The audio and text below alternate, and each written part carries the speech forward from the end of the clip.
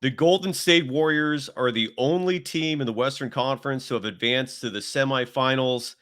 They're resting. They're waiting for who they're going to play next. I got Mark Haynes of Clutch Points with me and of the Warriors Multiverse podcast. You can follow him on Twitter at Mark Haynes NBA. We're going to recap that exciting and sketchy close game 5 that the Warriors pulled off. This is Locked On Warriors. You are Locked On Warriors, your daily Golden State Warriors podcast. Part of the Locked On Podcast Network, your team every day.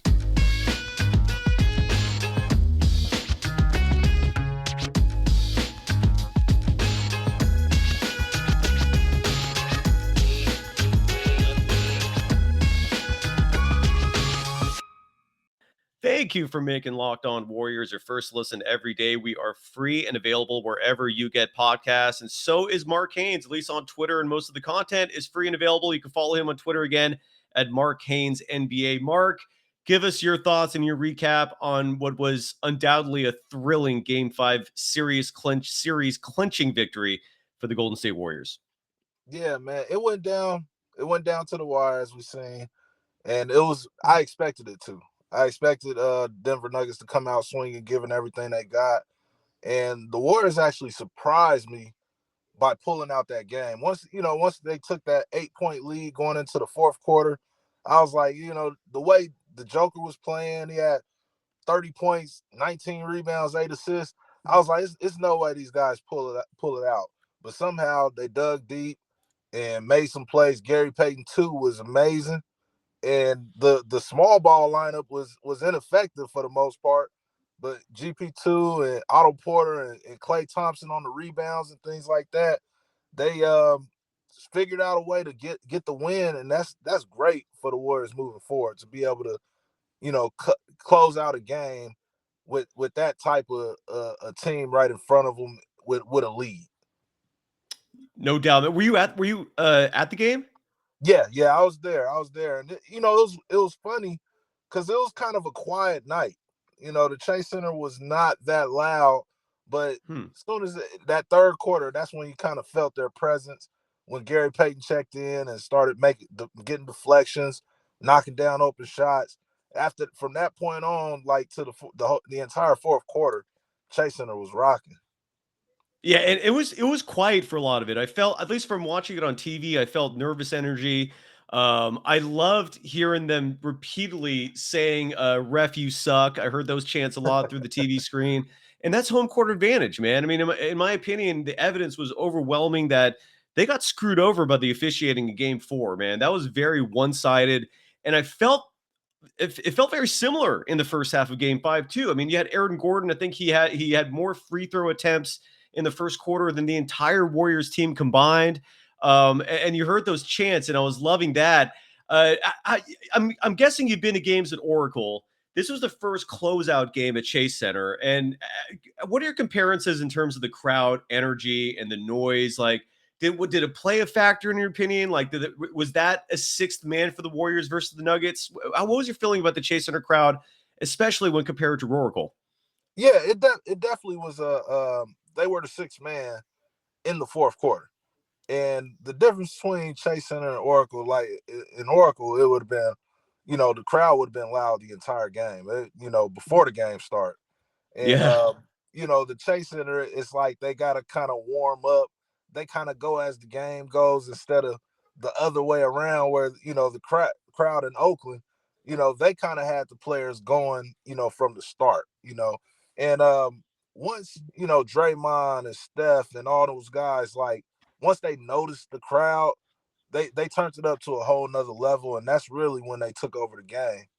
Yeah, absolutely, man. And it was a lot closer. There was nothing comfortable about that game. I mean, the Warriors were down. Yeah, they were trailing double digits. It was, dude, it was they were a tough out. And Steph made some great comments after the game. In fact, why don't I play that soundbite? Just because Steph talked about how even though they've been in this position a lot of times, right? I mean, they went to the finals 5 straight years. It also had been a while since they had closed the team out. I mean, we're talking 3+ years. And this was Steph after the game talking about that.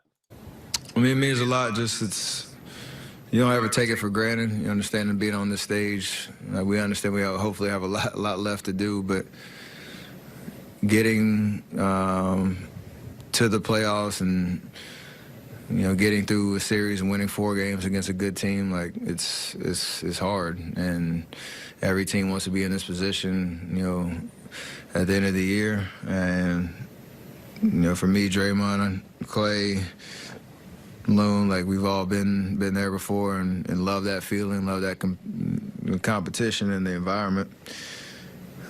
It's also a reminder of like this. Tonight was just a weird feeling because we hadn't been there in a while, and it was like we wanted it so bad.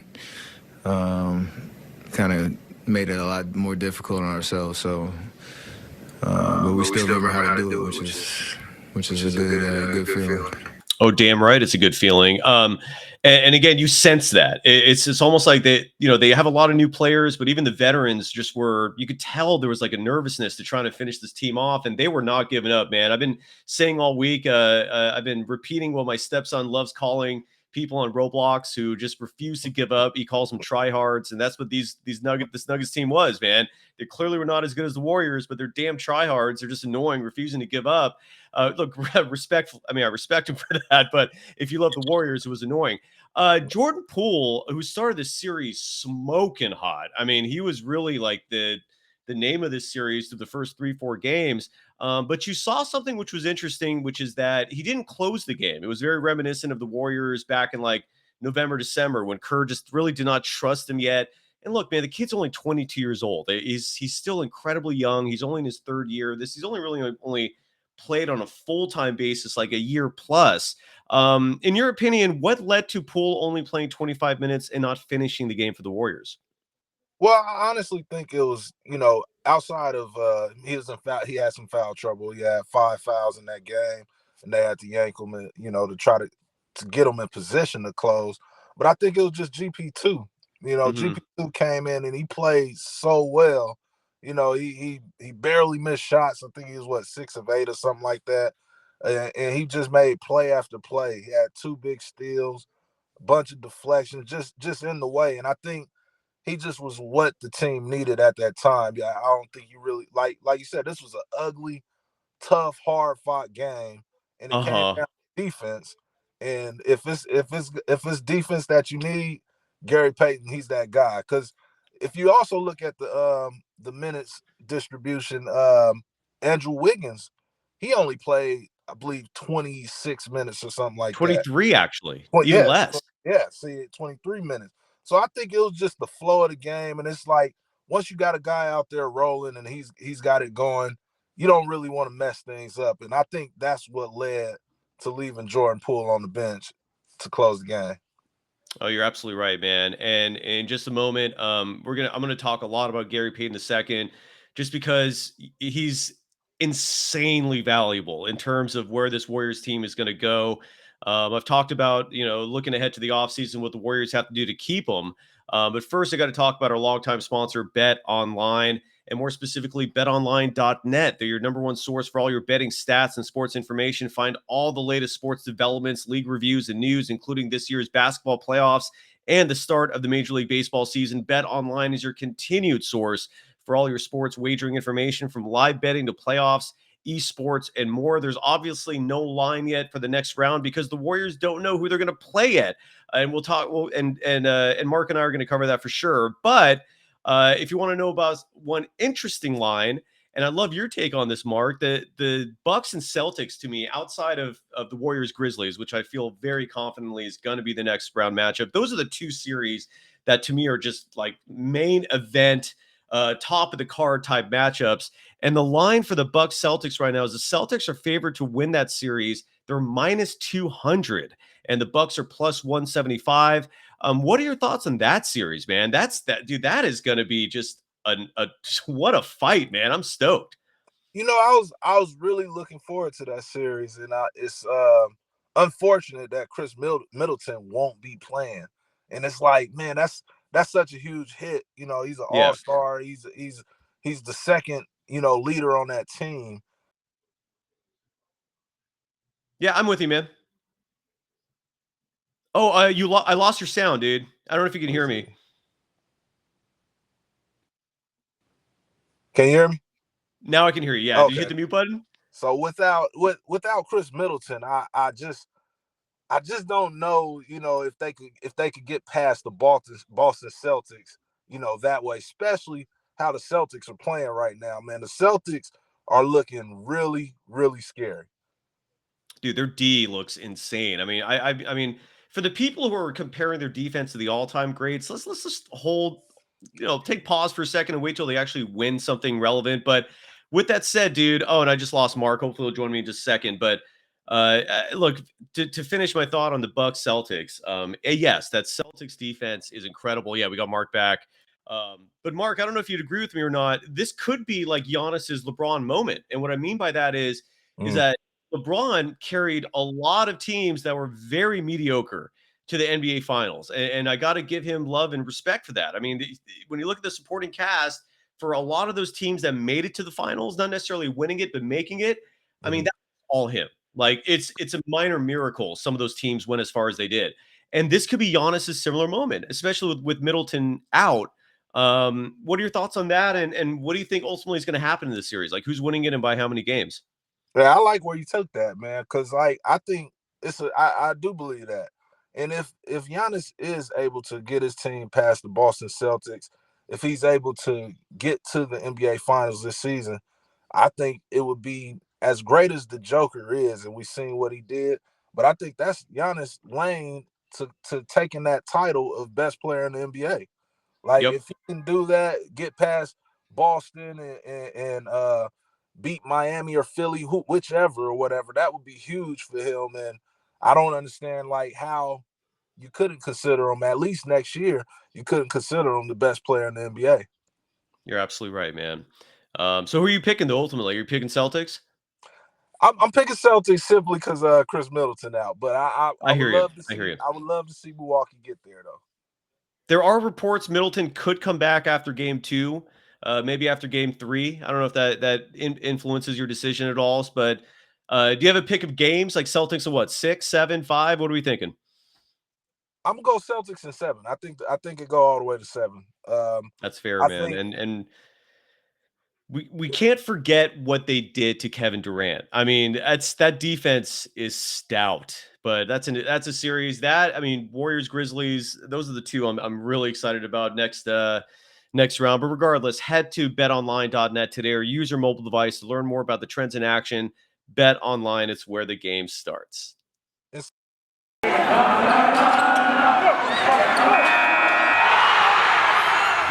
are Locked On Warriors, your daily Golden State Warriors podcast. Part of the Locked On Podcast Network, your team every day.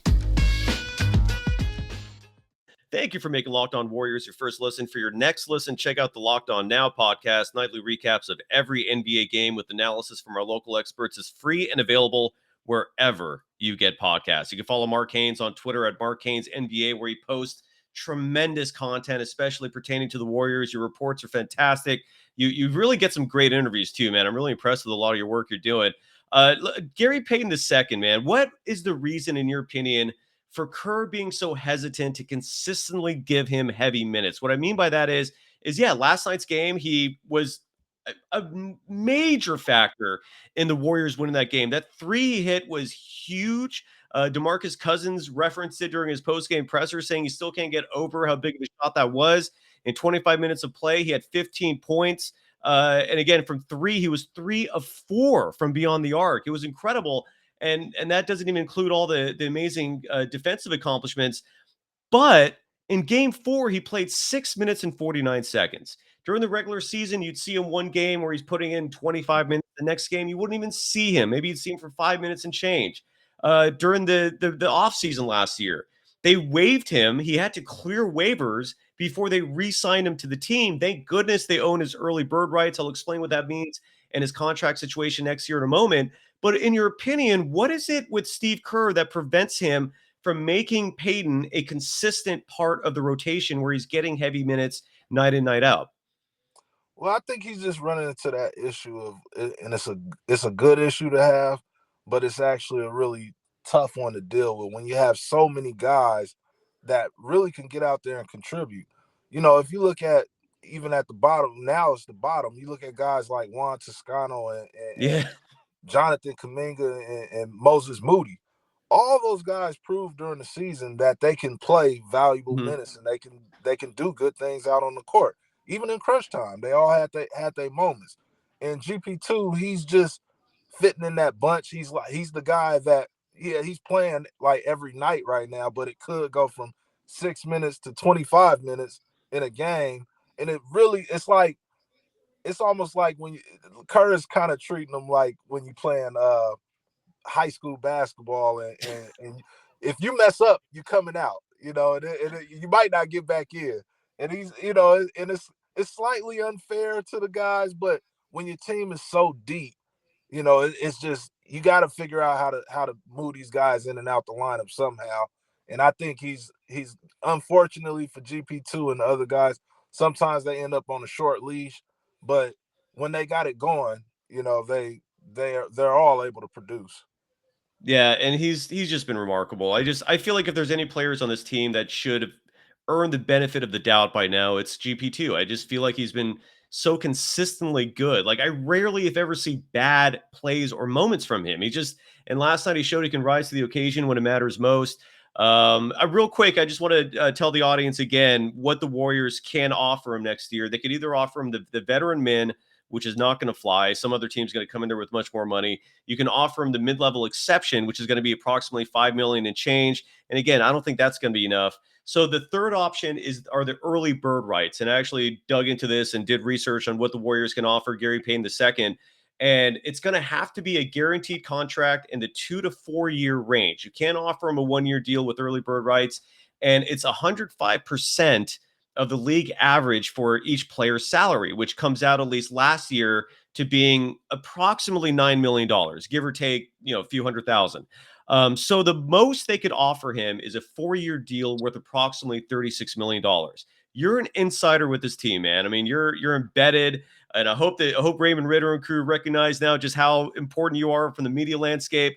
In your opinion, man, what's going to happen with Gary Payton after this year? I know it's a weird topic to bring up now, but I want him part of this team long term, dude. And I think most of the Bay Area wants that as well. What are your thoughts on that, man? Do you think he's coming back? And have you heard anything? I haven't heard anything on exactly like what they plan on doing, but I do know that they want him here. Like they over and over they keep mentioning how he's found a home here in the Bay Area finally.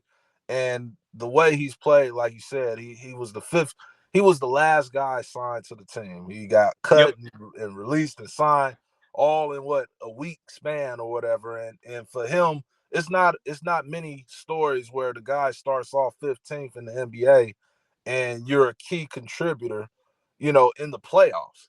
That Yep. that doesn't really happen. So I think he's definitely earned their respect, and he's a guy that they want to bring back. Is it going to cost him? Like you said, yeah, like the way he's playing, teams are going to be coming, teams are going to call, and he's going to get some offers. So I think at the end of the day, ultimately, it's going to rely on what GP2 wants to do. Yep, that's fair, man. We see his dad, the glove at games where we normally don't see him at Warriors games. He's making appearances now, and he did an interview 2 weeks ago. That was the catalyst for me doing the research on his contract status because his dad did this interview, I think with this website heavy.com, and he brought up the fact that Gary Payton II might not be back with this team next year because there's only so much money the Warriors can offer. But he also did say Gary Payton II wants to come back, which is huge. That's a massive part of the whole equation there. But the money thing, I mean, I really hope the Warriors figure this out, even if it means giving him that a 2 year, $18 million deal with the wink, wink promise that, look, man, when that 2 years is up, we'll give you your money. Because I don't want to lose him. Maybe I don't know what your feelings are about the Grizzlies, Timberwolves. To me, this series is done. I know it's technically not. It would shock me if the Timberwolves came back and won this series. I just don't think they're ready yet. Let's say for the sake of argument, and if you disagree with that, please jump in. I would love to hear your thoughts. But what do you think about the matchup with the Grizzlies next round? just in terms of Gary Payton II. Like, I can envision him hounding Ja Morant. What are you seeing, man? If it is the Grizzlies, and if not, tell me about the Timberwolves. Yeah, no, I agree with you. I actually thought the Timberwolves had a chance of getting past it. Well, they did. They showed the series should be over. Minnesota should have won You're 4-2. right. They blew that crazy fourth quarter where they went like 25 and to 4 or something crazy. And then last game, like this should have been the Minnesota Timberwolves series. But since all that's happened, it's over for them. Like, it's not happening. It'll be Memphis and Golden State. And you're right. Gary GP. He should play a lot of minutes in that series. Like the way Ja Morant is playing, like you have to slow him down and kind of control their offense, even though those other guys are really, really good young players. And they prove the scary part about Memphis is they proved that they can win without Ja Morant. And it was a list of like teams where they had like the best player on the team missed 20 games or whatever, and they had their record or whatever. Steph was on there, KD and them was on there, Brown was on there, and everybody had losing records except the Memphis Grizzlies.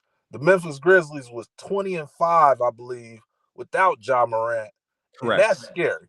That's scary. So even if you do got GP, if he takes Ja Morant completely out the game, you got to worry about those other guys. But with the Golden State Warriors, the way the amount of bodies they have, and everybody's defending this year, it's going to be a good game. It's going to be a good one. It's going to be a battle for sure. And you brought up a great point. And after every Warriors game, I've been going on my buddy Larry Kruger's podcast, and you're welcome to join me anytime on that if you want. Just let me know.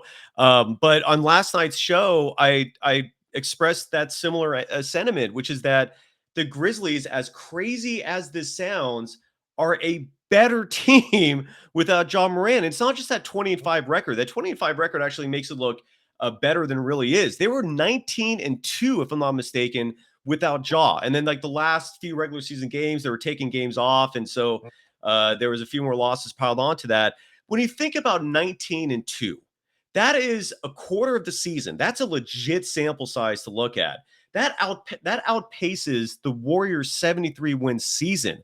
And what I'm trying to say is that in theory, the Grizzlies could have had the greatest regular season team in the history of the NBA if Ja Morant wasn't a part of this team. That's how dangerous they are. You're right. I actually think Ja Morant, between the turnovers, between his very poor defense, that's a part of his game he has not progressed yet, and also just the fact that he's such an ISO type player. Like the Grizzlies move the ball when he's not a part of that offense. So when he's there, the ball's in his hands, and they just kind of step back and say, "You do you." So I'm with you, man. It is fascinating the difference in that team with Ja and without Ja. And I'm actually, as weird as it sounds, I actually like that Ja's playing, because that Grizzlies team is long, and without him, they're team oriented. They're moving the ball. They're waiting for the right opportunities. They shoot the three dangerously. They freak me out more without Ja. And I know that's psychotic to say, but that's how I roll. I don't know if you think I'm crazy saying this or not, but that's how I rolled with it. Yeah, I can't go as far to say I like him better without Ja, but I mean the stats are there, so there is something there. Yeah, and I just hope that he didn't turn it around with that monster dunk and that the way they finished that game. I mean, the Timberwolves have just blown so many opportunities, but that dunk, man. I mean, look, I don't understand. I guess they don't call it charges anymore if the dunk is huge. I don't know what's going on there, but You got to I make the mean, dunk. because Malik Beasley got creamed, dude. He had position. I don't get that. But anyways, Mark, you're in your car, dude, and a lot of people are in their cars nowadays. People do not use public transportation like they used to. They love the comfort of their own wheels. And look, gas prices are psychotic. So people have to find ways to save money. And one of those ways is a longtime sponsor of this program, rockauto.com. They also have an app. And look, with all these makes and models of cars, it's so hard for your local chain auto parts store to stock all the parts you need. Not to mention, you have to waste gas money to go to the store. You have to deal with people. If you're like me and you just want to avoid people, you can just order these parts from your home. Save time and money when when using Rock Auto. Why choose to spend 30%, 50%, even 100% more for the same parts from a chain store or car dealership? An example being the Honda Odyssey fuel pump is $353 from the chain store, just $216 from Rock Auto. They're a family business serving do-it-yourselfers for over 20 years, and their prices are reliably low for every customer. Go to rockauto.com right now and see all the parts available for your car or truck. Right, Locked On in their How Did You Hear About Us box, so they know we sent you. Amazing selection, reliably low prices, all the parts your car will ever need. rockauto.com.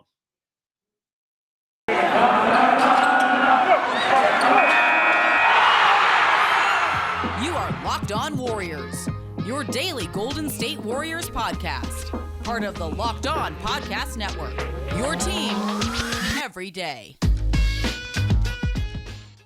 Thank you for making Locked On Warriors your first listen every day. We're free and available wherever you get podcasts. You can follow Mark Haynes on Twitter at Mark Haynes NBA. You can follow me, Cyrus Saatsaz, on Twitter at DogSurfRoadshow. One name, and I don't know, I feel like I'm alone on this island here with this point, and maybe I'm crazy, I don't know, but in games 1 and 2, the Warriors dominated this series, right? I mean, they were blowing this Nuggets team away. The Nuggets had no answers for them. And there was a player that was contributing significant minutes in games 1 and 2, and even in game 3, all those minutes started to wane. And then we only saw him for 4 minutes and change in game 4. Didn't see him at all in game 5, and that's Nemanja Bjelica, who's one of the very few bigs on this team. He was starting to turn it around. He certainly turned a corner from that really huge slump he was mired in January, February, March. By April, he started to kind of regain the form he had early in the season. He's contributing big minutes. They were winning and winning handily with him. What do you think went into Kerr's decision to decide, I don't want him anymore? Yeah, that's a tough one. I actually was thinking about that when I was watching the game yesterday, because the way the Joker was going, why not try any and everybody? Yeah. During the season, there was times where they put Gary Payton on Joker or big man or whatever. So why not give Belly a chance to and just see what happened or whatever? But end of the day, they won the game, so I Yeah. can't get too much. But I think it's just one of those things like we talked about earlier, where they have so many options, and sometimes I think you can make it kind of like Steph said, you can make things harder on yourself by trying too hard or thinking too much instead of just going out there and continuing. Like you said, they dominated the first 3 games. They lost the 4th one. Why not continue the same thing? I was actually not against leaving Steph Curry on the bench for the series, simply because they won. Not because he's not going to eventually be the starter. Like the next round, let's start him. Sure, he's going to be a starter, but I didn't really see any sense of urgency to put him in game 5. I think he I still agree. had a tremendous night, and I think those wrinkles kind of changed game 5. Not playing Belly, putting Steph in the starting lineup because you're shuffling things and figuring out things on the fly. If he comes off the bench, you play Belly. You got 3 or 4 days until your next game. You can figure things out, and I think the Warriors just kind of thought about things a little too much, took Belly out, things changed, but they still got the victory, and that's all that matters. Yeah, exactly. You're absolutely right. And I agree with you, man. I didn't sense the urgency. I mean, I understood bringing him back, but the urgency wasn't there. And Steph coming off the bench for those first 4 games speaks volumes in terms of his leadership. And in this case, learning as you do and learning in terms of your actions being an example for your team. By Steph coming off the bench, that basically legitimized anyone else from coming off the bench. So if Kerr decides, let's say, hey, Jordan, look, we're going to bring you off the bench, or even like a Draymond or a Looney, hey, look, we're going to start you off the bench. They can't sit there and feel marginalized by that, because all they got to do is look at Steph and be like, damn, our best player, our MVP came off the bench for 4 games and has suddenly made it okay. And I think this really applies to Andrew Wiggins, simply because I don't know if you were in that press conference yesterday. I've never seen a player bounce so fast in my life, man. He came in there, he answered 3 questions. I think they were all about him coming off the bench, and he just ran away. Dude, he was going like that. I couldn't believe it, man. I don't know if you felt the same way or not, but Wiggins did at least say that even though he's never been a bench player in his entire career, that he would be willing to make that sacrifice, which was kind of cool. But I just have to give kudos for Steph. Just again for leading by example. I mean, just by him coming off the bench for as many games as he did, that just showed the rest of the team how selfless he is and how much more important the team is versus individualism. And we got Mark Haynes here. By the way, I want to tell the audience this is just a random thing. Your brother is Chris Haynes, who's I mean, I've met him a few times in the media areas. Always the nicest guy to me, man. Like so many media types just have huge egos, and when you meet them, they just give you like the up and down look, like checking you out, and they view you as a threat almost. The whole thing is just asinine. But Chris is just, dude, he was so chill. We always struck up great conversations. How did you and your brother get into this media game, man? I'm guessing he's older and he was first, but how did you two become like these huge voices in the NBA? Yeah, man, I have to give a ton of credit to him, even though, like you said, he's a really nice guy, and he looks at he doesn't look at people like competition or whatever. That's because he gives all that energy to me. I'm the competition. I'm the younger brother that's been chasing after him and trying to follow after him our whole life. So he knows that I'm coming. So that may be why y'all don't see us together much. But no, I'm just kidding. But I know. I know. yeah, it's he's great. He's amazing. Best big brother I could have. He got into the business first. I was a little reluctant to getting started. That hence my late start in this career. And but he's always encouraged me to, like, he let me know you could do this. Like, we've been doing when we was kids. Funny story. When we was kids, NBA Live, that's all we played. It was before Yeah. 2K, like NBA Live 94 all the way to, like, it got unpopular at like 98 or something like that. Yeah. And we were doing everything that they do on NBA 2K with the media, and you have interviews and things like that after games and stuff like that. We would play the game, and people didn't like coming over and playing with us, playing video games with us, because we didn't just play like against each other. We'll play on the same team. He'll be Tracy McGrady and I'll be Vince Carter. And if I have a good game, he's interviewing me for a post-game interview. If he vice versa, I'm interviewing him. So we've been doing this since we were like, 12, and I was probably like 6 years old. We've been doing this forever. And he was like, it's just like that. He's like, now, we getting paid for it. So he was like, you got to do this. So I finally gave in, and he's been one of my biggest mentors, coming up, and I'm proud of him, and I hope to be where he is or surpass him one day. Absolutely. And it's just awesome, man. I see him on NBA on TNT. That's some of my favorite show on TV, just with Chuck and crew, and the fact that they bring him in. I think the other day they compared him to Draymond Green. Yeah. I don't know if you saw that segment. That was just funny, man. And he's a Yeah. pro. I've emailed him. I hope to someday get your brother on the show. But that's just great, dude. Family's everything to me, and the fact that you two are close like that just is beautiful. I'll leave it on this, dude. It's again, you and I both agree that the Grizzlies are probably going to come out of that series. It would shock me if Minnesota pulled that off. And you're right, they should have won that series, but the fact that they're just blowing leads left and right, and I don't want to say choking. That's kind of a strong word to say, but they are blowing it. There's no other way to put it. I'll So go as far as Warriors Grizzlies. The Warriors lost the season series 3-1. I don't know if that number represents these two teams accurately. It is in a lot of ways similar to the Nuggets Warriors, where that was also 3-1. What is your prediction? Because I don't know when I'm going to have you back on here again. You're obviously welcome every day if you want. I mean, anytime you want to come on the show, you are welcome, dude. But I know you're a busy man like we all are. But so if I don't get you back here before that next series ends, Warriors Grizzlies, what's your prediction? What do you think is going to happen between those two teams? I was actually thinking about that last night, and then, like, just bypassing this Minnesota Memphis series. Like, I think it's done. I think it'll be Memphis and Golden State. I don't look at the 3-1 season record, because I didn't look at that against Denver either. No Klay Thompson in none of the games.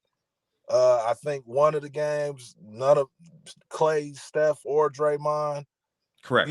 So I think it's going to be a totally different team. Also, you didn't have the lineup with Steph, Clay, and Jordan Poole in.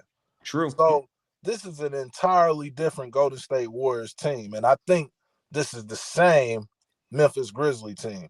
And each game during the season came down, to the wire. The Grizzlies pulled away, late each game.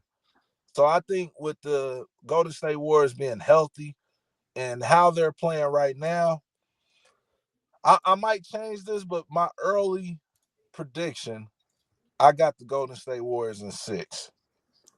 That's exactly my prediction too. I think it could go 7, depending on how hard the Grizzlies fight. But I could see Game 6 at Chase Center being the closeout for them. And like I said, the history between these two teams this regular season is interesting. They played way early back on October 28th, and the Warriors lost that game in overtime. Yep. And then they played again. I'm trying to look here. Then the Warriors beat them, and the Warriors had this crazy back-to-back stretch on December 23rd and December 25th. They had a home game against the Grizzlies and then a road game against Phoenix. And they won both those games fairly convincingly. They beat Memphis by 9. They beat Phoenix on the road also by 9, even though that game was a blowout and Phoenix just played put in a lot of garbage time points.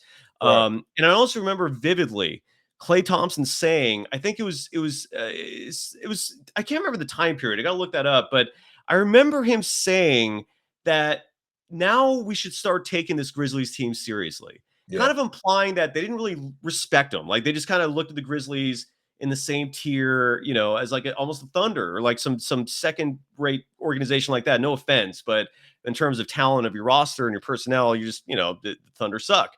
But then they also haven't played a meaningful game since then, where the Warriors were healthy and they did lose the next 2 matchups. The last game was on that horrendous road trip near the end of March, where none of the starters were playing, and it was like Kuminga and Jordan Poole had a great game in that game. But yeah, I'm with you. I think it's going to be 6. I'm going to break it down more, I think, tomorrow. I haven't done my research yet fully. The only thing that bugs me about this Grizzlies team, besides their cockiness, that's just a little much. I say, dude, show that swagger when you actually win real meaningful games, man. Don't be all acting like you're a champion when you're just winning regular season games. It's asinine to me, but that's just my opinion. But the length of the Grizzlies concerns me.